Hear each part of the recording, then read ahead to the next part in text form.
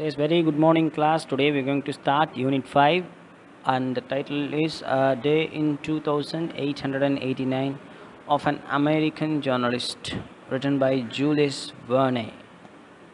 So shall we begin the class? I hope it will be interesting. So let's jump into the class. Are you all ready? Yes. Okay class, before going into the lesson, we are going to learn about the author. I'm going to read it once, so listen carefully and follow me. Clear? Yes. Jules Verne, 1828 to 1905, was a French poet, playwright, and novelist, but he earns his place on this list of great writers because of his futuristic adventure novels. He has been called the father of science fiction and has had an incalculable influence on the development of science fiction writing. More interesting, perhaps, in his place as a prophet or predictor of technology which wasn't to be invented until long after his death. He put a man on the moon, including its launch from a Florida launch pad to its splashdown in the Pacific. In 1864, he predicted the Internet. Paris in the 20th century, 1863, depicts a detail of modern life skyscrapers, televisions, maglev trains, computers, and a cultural preoccupied with the Internet. So, this is just an introduction about the author, and his name is Julius Verne. He was a French poet, basically. He's a playwright, novelist, but he earns his place in the list of great writers because of his futuristic adventure novels. What do you mean by futuristic adventure novels? Futuristic in the sense to think in an advanced manner. Okay, so it is like predicting the future. Oh, so that's what we'll call futuristic adventure novel. Adventure in the sense it will be like having some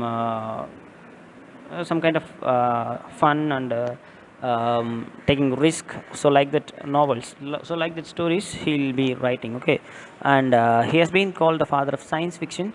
Science fiction, do you know the word science fiction? It's nothing but movies and stories that is based on science. Okay, it will be like some imaginary things will be coming as realistic things in the story or in that movie. Okay, so that's what we'll call as a science fiction movie, and has had an incalculable influence on the development of science fiction writing. So he has contributed very much. He has contributed more in which thing in science fiction writing. Okay, so more interesting, perhaps, in his place as a prophet or predictor of technology which wasn't to be invented until long after his death. So he was called as a prophet. Prophet is a person who will tell about the future in present itself. Okay, so he was considered as a prophet or a predictor of technology. What kind of technologies he has imagined? At present, we are using some technologies like internet and some other things like. So during his period itself, he has imagined all these things and he has written, and the things he has wrote in his stories were not even invented even before his death. Okay, even after his death. Okay, he put a man on the moon, including its launch from a Florida launch pad to its splashdown in the Pacific. So, in his age itself, he has written about the putting a man in a space shuttle and sending him to the moon and coming back to the sea, and it splashed down on the Pacific Ocean like that. Okay, so all those things he has depicted or predicted about the internet. I have already told you, right? In 1863, he predicted the internet. Okay, so in which story? It is Paris in the 20th century, 1863, depicts a detail of modern life. Okay, for example, skyscrapers, televisions, maglev trains, computers, and so on, and culture preoccupied with the internet. So all these kinds of things he had written already during his period, and the beauty is during his period there was nothing invented. Okay, so even after a long gap after his death also there was no invention like things that he has written already. So what we can understand is he was like a prophet actually. He is like a force sayer means the person who is telling about the future at present itself. Okay, so like that. So I think he'd have been an inspiration for many scientists to discover many new things like that. So yes, of course he's a great scientist by his own way. Clear. So that's what the introduction about the author. Students, now we are going to learn about the glossaries. Glossaries, you all know, it is nothing but the important words and its meanings. Okay, the hard words in the story and its meanings. Clear? Yes. So now let's learn one by one. I'll explain it. Okay. Phonotelephone. Phonotelephone is the first word. Phonotelephone. It's a noun actually, a means of transmitting and receiving both voice and picture for a personal conversation. Okay, so phonotelephone is a noun, and the meaning is a means of transmitting and receiving both voice and picture for a personal conversation. For example, nowadays WhatsApp is a kind of media that transforms voice and picture, etc. Right? So this is a kind of that thing. Okay, and the next one is Champs Elysees. That's a noun. Champs Elysees. It's a noun, and the meaning is a prestigious avenue in Paris, famous for the cafes, cinemas, and shops. So, Champs Elysees is a place actually, a prestigious avenue. Avenue is, in the sense, it's like a street, a big street in Paris, and it is famous for cafes, cinemas, and shops. Cafe in the sense, coffee shops, cinema in the sense, movie theaters, and shops. Okay. Next one is phototelegrams. Phototelegrams is actually a noun, and the meaning is a telegraphic transmission including images, joins, images. Okay, so a telegraphic transmission including images. So phototelegrams is nothing but just like mailing someone. For example, if we are sending a picture through email or WhatsApp or Facebook or whatever medium, and that transmission, that particular transmission. Okay, in usage itself, he has named it as photo telegrams. Okay, it is just like a telegraphic transmission including images. Clear? Yes. And the next one is Jovians. Jovians is a noun, and the meaning is inhabitants of planet Jupiter.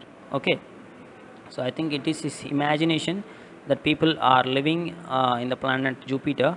You all understood what he has written. He has given the meaning of Jovians. Jovians is nothing but inhabitants of planet Jupiter, in the sense the people who live in Jupiter are called as the inhabitants of Jupiter, and the name he gave to those people is Jovians. We are Earthians, okay, because we are living in Earth.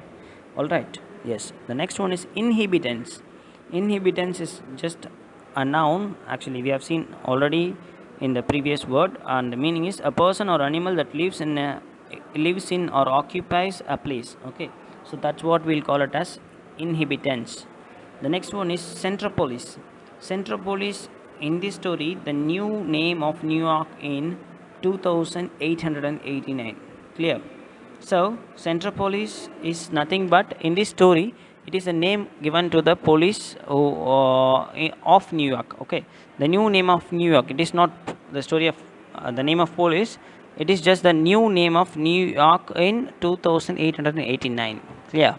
Yes. The next one is valet. Valet is a noun, and the meaning is a man's personal male attendant who is responsible for his clothes and appearance. Clear? Yes. Okay, class, now let's get into the lesson. I'll read it once, listen carefully, and I'll explain it later. Okay, yes. This story speaks about the people of the 29th century who lives in fairyland. Surfeited as they are with marvels, they are indifferent to the presence of each new marvel. To them, all seem natural. So this is just an intro, or just like a link to this story, and it tells that we are going to learn about the people of 29th century. Clear? So now we are living in 21st century, and this story is all about 29th century, which means we are going to learn about the future. Okay? Yes. Come, let's jump into the lesson. I'll read it once, just listen carefully. I'll explain it later. The year is 2889. The date 25th July, and the place is the office block of the managing editor of the Earth Herald, the world's largest newspaper. In this futuristic story, written in 1889, the writer describes how he visualizes the world 1,000 years later, a world of technological advancements where newspapers are not printed but spoken. So read the following excerpt for a glimpse of this future world. Uh, Before that, we're going to discuss what is given in the first paragraph. Okay. So they are telling that this story is happening in the year 2889, and the date is 25th July, and the place is the office block of the managing editor of the Earth Herald, the world's largest newspaper. Okay. So this story is happening in the future, on which year? 2889, and the date is 25th of July. Okay. So the place is the block of the office block of the managing editor of the Earth Herald. That's a newspaper. That's a modern and the world's largest newspaper. Okay. Largest in the sense, not the biggest. It is like it is spread all over the world. Okay. So that's what we'll call it as a largest newspaper. In this, the futuristic story written in 1889, the writer describes how he visualizes the world 1,000 years later, a world of technological advancements where newspapers are not printed but spoken. Okay. So what it tries to tell is, in this story, the writer has written this story in 1889, but he has advanced knowledge and imagination, he just imagined 1,000 years before in the sense to the future. Okay. So he just thought of all those technological advancements that will come after 1,000 years. Okay. So he wrote this story in 1889, but now we are in 2021. Okay. Even though we are modern, according to this story, we are not that much modern. Okay. So these technological advancements are still in progress. So just think once how intelligent the author, or how imaginative he could be. Okay. Yes. So that's what the major thing of the story, major theme of the story. Okay. Read the following excerpt for a glimpse of this future world. So I'll read it once. That morning, Francis Bennett awoke in rather a bad temper. This was 8 days since his wife had been in France, and he was feeling a little lonely. As soon as he awoke, Francis Bennett switched on his phonotelephone. That's phonotelephone. That's how you have to pronounce phonotelephone, whose wires led to the house he owned in the Champs Elysees. Okay. So we just know the meaning of those words, phonotelephone and Champs Elysees. Phonotelephone is just a device. It is just like a what? You'll study the meaning, right? Phonotelephone is nothing but a means of transmitting and receiving both voice and picture for a personal conversation. Okay. It is more or less like a mobile phone. Clear? Yes, sir. Those wires led to the house he owned in the Champs Elysees. Is a place. It's an avenue in Paris. Okay. So that's what given in this page. Clear? Yes. The telephone, completed by the telephone, is another of our time's conquest. Though the transmission of speech by the electric current was already very old, it was only since yesterday that vision could also be transmitted. A valuable discovery, and Francis Bennett was by no means the only one to bless its inventor when, in spite of enormous distance between them, he saw his wife appear in the telephotic mirror. Francis, dear Francis. His name, spoken by the sweet voice, gave a happier turn to Francis Bennett's mood. He quickly jumped out of bed and went into the mechanized dressing room. 2 minutes later, without needing the help of valet, the machine deposited him, washed, shaved, short-dressed, and buttoned from top to toe, on the threshold of his office. The day's work was going to begin. So yes, this story begins with the character. The name is Francis Bennett. Okay. So Francis Bennett is the central character or the major character in this story, and this story happens in the future, that is the year 2889. Understand? Yes. So now what happens is, the day begins. That morning, Francis Bennett awoke in rather a bad temper. Bad temper in the sense, in a bad mood. Okay. This was 8 days since his wife had been in France, and he is feeling a little lonely. So why he is having a bad temper is, It was since 8 days since his wife had been in France, and he was feeling a little lonely. The reason behind the bad temper of Francis Bennett is his wife has left him to go to France, and it has been 8 days since he has not seen his wife. So that's the reason behind his bad temper. So he's feeling a bit of loneliness. Okay. As soon as he awoke, Francis Bennett switched on his phonotelephone, whose wires led to the house he owned in the Champs-Elysees. As soon as he woke up, he just took the phonotelephone and he just switched on. Okay. The wires led to the house he owned in where? Champs-Elysees. That is in Paris. Okay. Paris is where? It is in France. So his wife is also in France.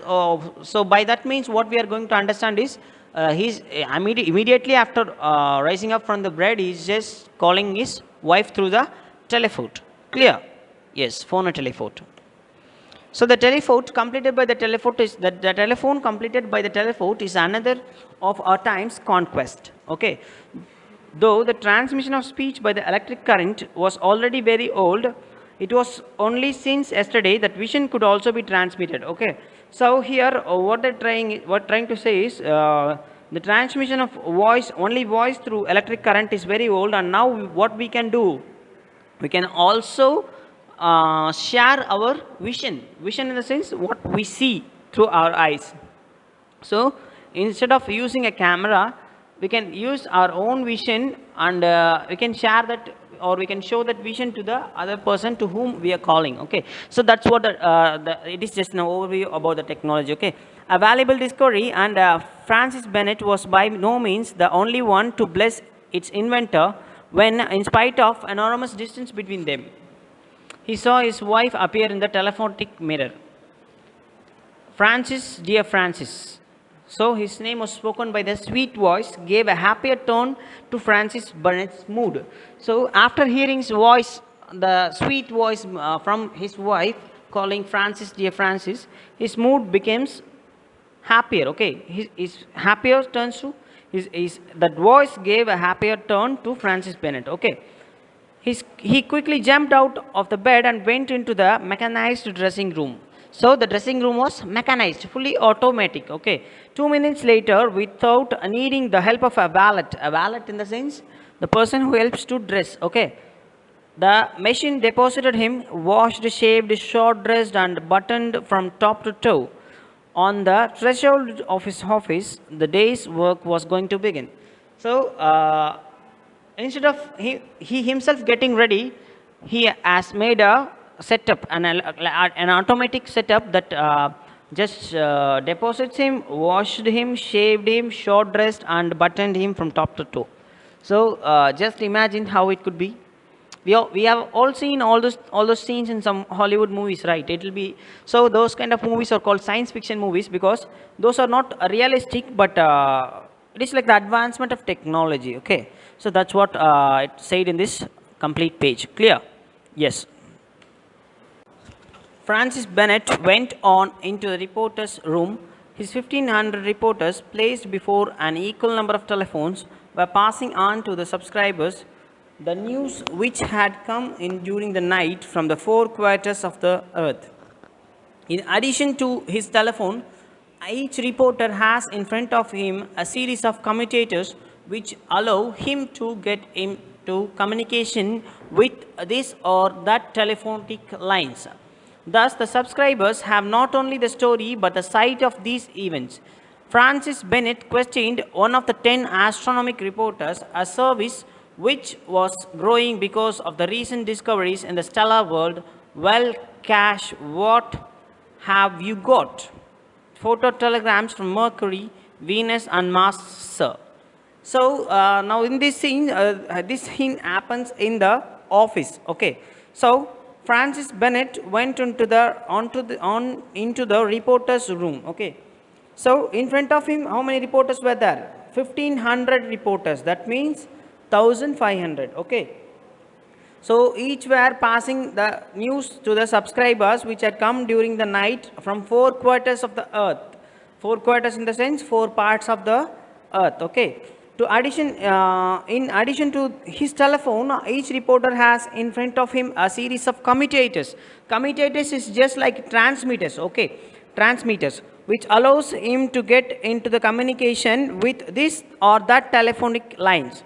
Thus, the subscribers have not only the story but the site of these events. So, the subscribers will not only get the story but also the site, in the sense the view. Okay, so the view also will be shown to the receivers or the subscribers. Okay. Then Francis Bennett questioned one of the 10 astronomic reporters. What is astronomy? Astronomy is nothing but the study of what? Planets. Okay, yes.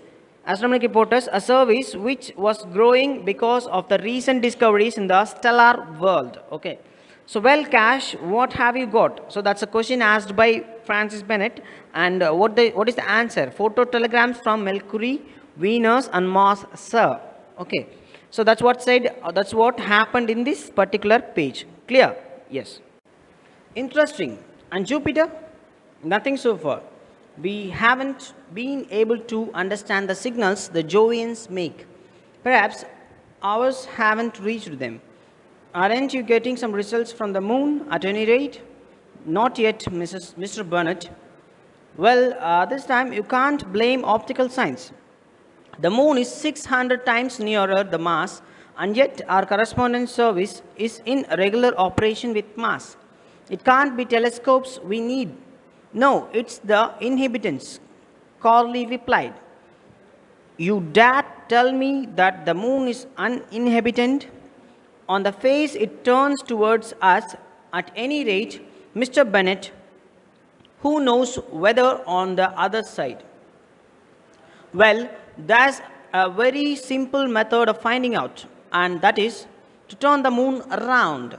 So, this particular page is all about a conversation between Mr. Bennett and Corley. Okay, so maybe his assistant. Okay, so they're discussing about their communication with the other planets like Jupiter, Mars, and with Moon. Okay, so they tried to contact with Jupiter, and they didn't get any response, and they also tried in the Mars and also in the Moon. So Mr. Bennett is asking about the reports to Corley. Okay, so he's just asking how we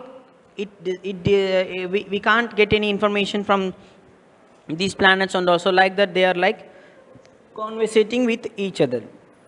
That's what happening in this scene. Clear? Yes.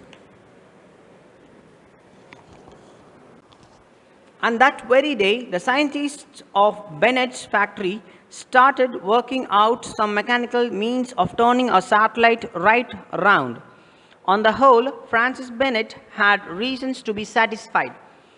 One of the Earth Herald's astronomers had just determined the elements of the new planet, Gandini. It is at a distance of 12,841,348,243,623 meters and 7 decimeters that this planet describes its orbit around the Sun in 572 years, 194 days and 12 hours 43 minutes and 0.8 seconds. Francis Bennett was delighted with such precision. So, at that very day, which means in the same day, the scientists of Bennett factory started working out on some mechanical means of turning a satellite right around. So they are trying to turn the satellite turn right around. Okay. On the whole, Francis Bennett had reasons to be satisfied. One of the Earth Herald's astronomers. So, one of the astronomers. Okay, Earth Herald is a newspaper, and its astronomer. One of its astronomers just says that he has found. He just determined the elements of new planet. That name is Gandini. Okay, Gandini. It is they are given their distance numbers 1284134828463 meters and 7 decimeters. Okay, so that's that this planet describes its orbit around the Sun in 572 years, 194 days, 12 hours 43 minutes and 9.8 seconds.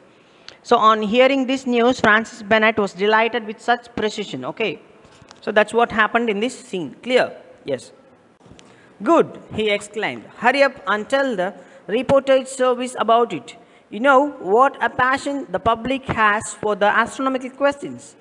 I am anxious for the news to appear in today's issue.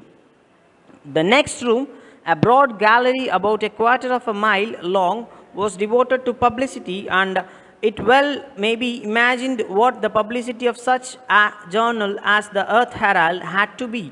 It brought in a daily average of $3 million. They are gigantic signs reflected on the clouds, so large that they can be seen all over a whole country. From that gallery, 1,000 projectors were unceasingly employed in sending to the clouds on which they were reproduced in colors these inordinate advertisements. So yes, after discovering this thing, the planet Gandhini, Francis Bennett was very much happy, and he just exclaimed that, hurry up, we have to tell this reportage service to our subscribers. And he also tells that the people of today is very much what? Very much interested and passionate about learning things about the astronomy. Okay. So the people were very anxious for this news to appear in this today's issue. So on the next room, there is a broad gallery of a quarter mile long distance was devoted to publicity, because it is a world's largest newspaper. Okay, so since it is a world's largest newspaper, the publicity will be very high, and the gallery means the place where they display all those things. Okay, so it was like very tall, and it was like touching the clouds. Okay, so in that there are many projectors or there, from that they are unceasingly employed in sending to the clouds on which there are reproduced in colors these inordinate advertisements. So in clouds they are advertising. Just imagine, we have seen advertisements in televisions, cinema theaters, mobile phones, and whatever, laptop, tab, anything. But now in the future, that means in the year 2889, people are advertising in the clouds. Clear? Yes. At that moment, the clock struck 12. The director of the Earth Herald left the hall and sat down in a rolling armchair.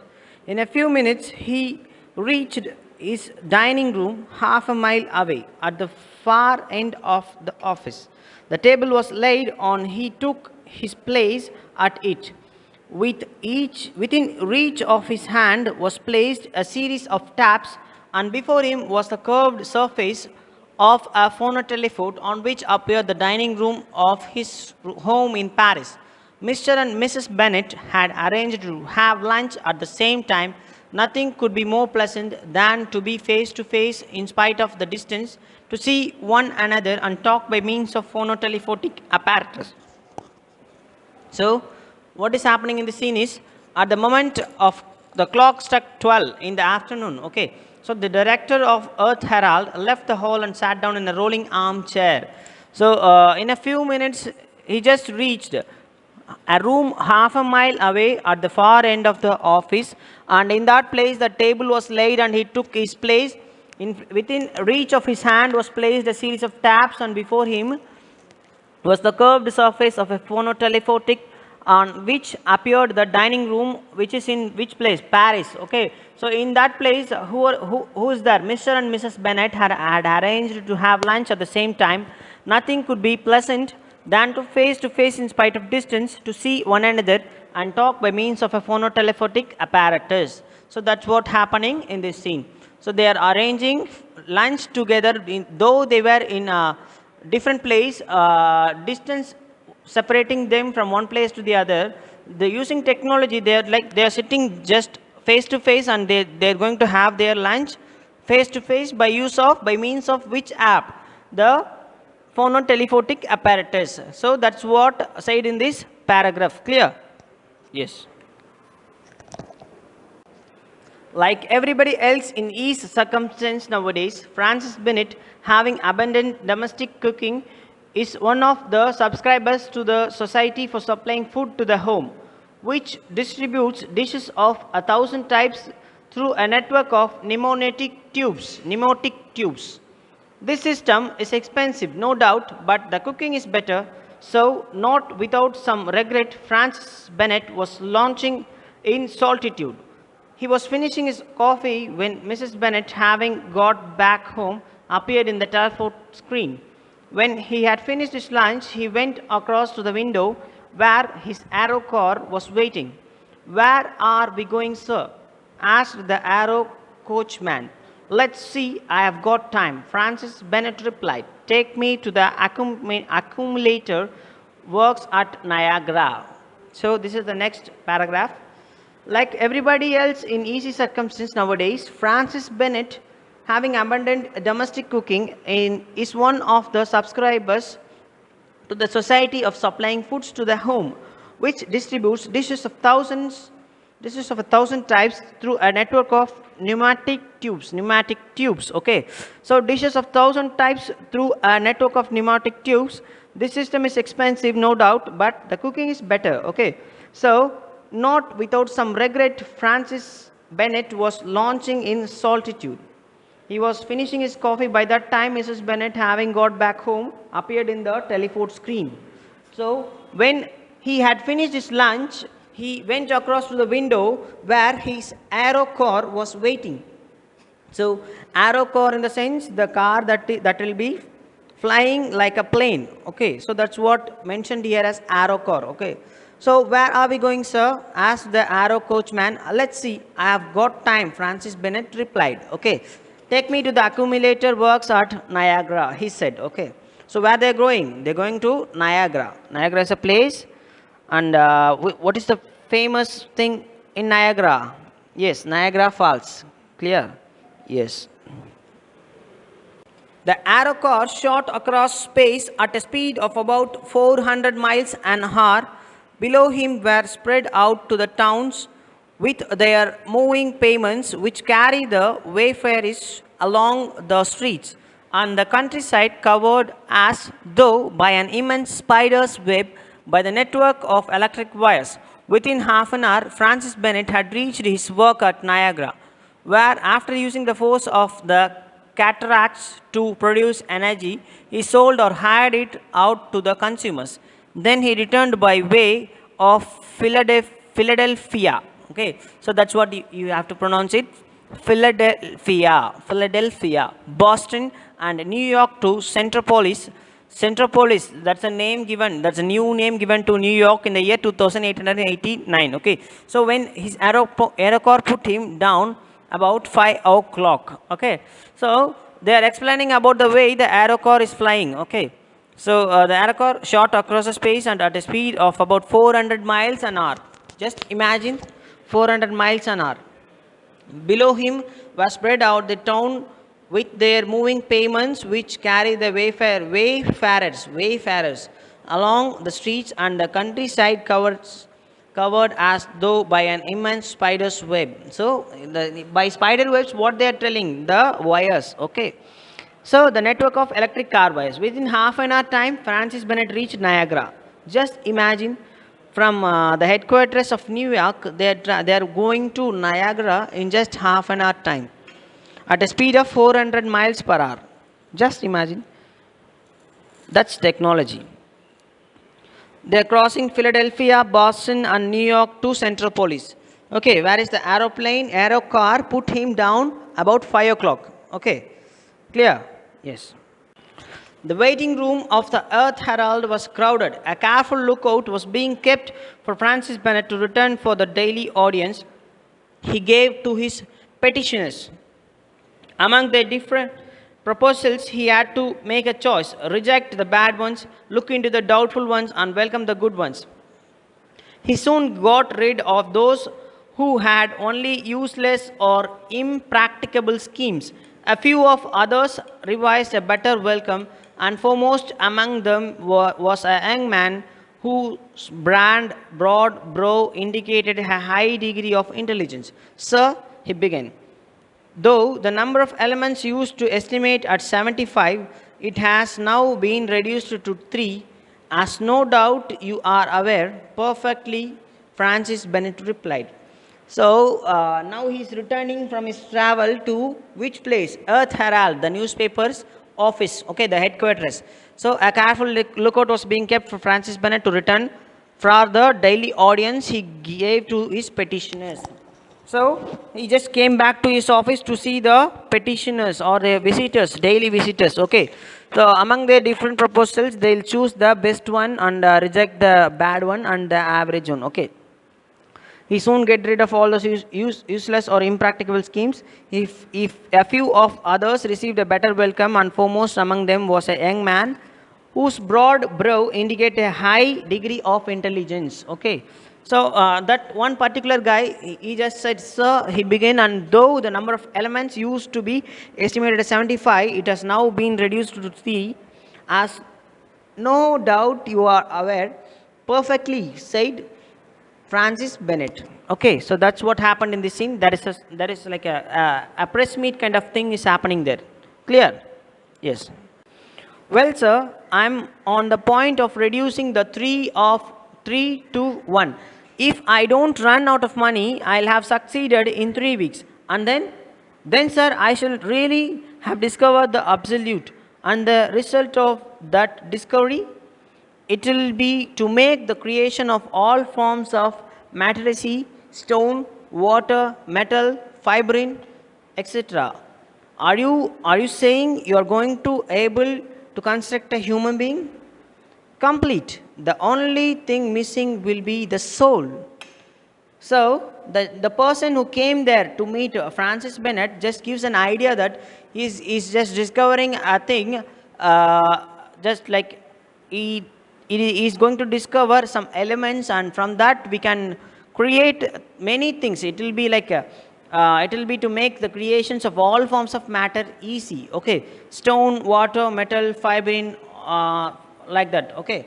So on hearing that, Francis Bennett was shocked, and he just, are you saying you are going to able to construct a human being? He just asked the question, and he replies that complete. The only thing missing will be the soul. Soul in the sense, the thing that we have inside our brain. Okay, the soul, the heart. What to say, the soul. Okay, so that's the only thing he can't create. Clear? Yes. Francis Bennett assigned the young fellow to the scientific editorial department of his journal. A second inventor, using a basis some old experiments that dated from the 19th century, had the ideas of moving a whole city in a single block. He suggested as a demonstration the town of Saf, situated 15 miles from the sea. After conveying it on the rails down to the shore, he would transform it into a seaside resort. Francis Bennett, attracted by this project, agreed to take a half share in it. So, what happens in the next scene is Francis Bennett assigned the young fellow, which means the person who came to meet Francis Bennett as an editorial department, to the scientific editorial department of his journal, and a second inventor using a basis element of old experiments that dated from the 19th century. 19th century in the sense that the century that at present, the century that passed before. Okay, so had the idea of moving a whole city in a single block. So like that, the conversation going on, and the town Saf, situated 15 miles from the sea, after conveying it on rails down to the shore, he would transform it into a seaside resort. So that's the plan. Okay, Francis Bennett, attracted by this project, agreed to take a half share in it. So he just agreed to take a half a share in it. Clear? Yes. The proposals heard and dealt with, Francis Bennett went to stretch himself out in an easy chair in the audition room. Then, pressing a button, he was put into communication with the central concert. After so busy a day, what charm he found in the works of our greatest masters, based on a series of delicious harmonico algebraic formulae. During this meal, phono-telephotic communication had been set up with Paris. When do you accept to get back to Centropolis, dear Edith? Asked Francis Bennett. I'm going to start this moment. By tube or arrow train. By tube. Then you'll be here at 11:59 at 11:59 this evening. Paris time? No, no, Centropolis time. Goodbye then, and above all, don't miss the tube.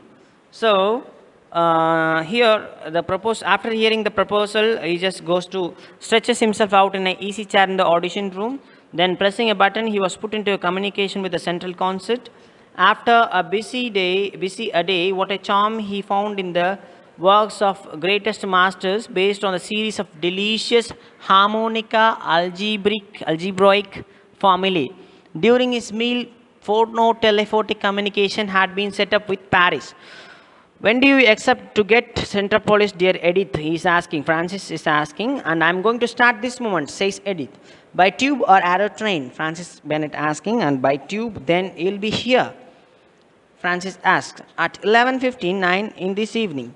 Paris time? No, no, Centropolis time. He replies, and then Francis says, good boy then, and above all, don't miss the tube. So that's the thing he says finally. Clear?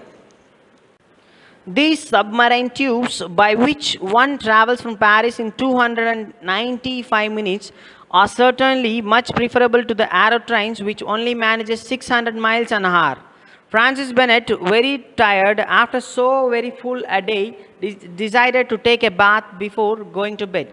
There was always a bath already in the office. He touched the button, a rumbling sound began, got louder, increased. Then one of the doors opened and the bath appeared, gliding along its rail. So, what happens finally is the submarine tubes, is just telling about the submarine tubes. Those tubes by which one can travel from Paris into 295 minutes are certainly much preferable to the arrow trains. Okay. So, arrow trains are like nowadays in the metro rails, right? So, arrow trains are like which manage 600 miles an hour. Just imagine 600 miles an hour. Francis Bennett, very tired, he feels very tired, and after all this tiresome work, he just decides to take a bath before going to bed. So he just pressed a button, and immediately a rumbling sound began, got louder, increased. Then one of the doors opened and the bath appeared, gliding along on its rails. So the bath means the bathtub that comes rail by sliding by its rails, and everything in that period is completely automatic. In a touch of a button, everything appears in front of them. So that's what we call it as a technology or modern technology. Okay. So this is what the whole lesson is about. I hope you all enjoyed this story. This is fully a science fiction story, and don't just forget one thing. This story was written in the year 1889, and just remember how the author would have imagined all these things even before their discovery. So that's the thing. That's the thing we have to get inspiration. Okay. Yes. All right. So that's how the story ends. Clear? Okay, class. That's how the story ends, and I hope you all enjoy the story. Just listen and learn the story once again in your home. Practice the glossaries and read the story once in your home. Okay. So that's all about this story. See you in the next class. Take care. Bye bye. Thank you.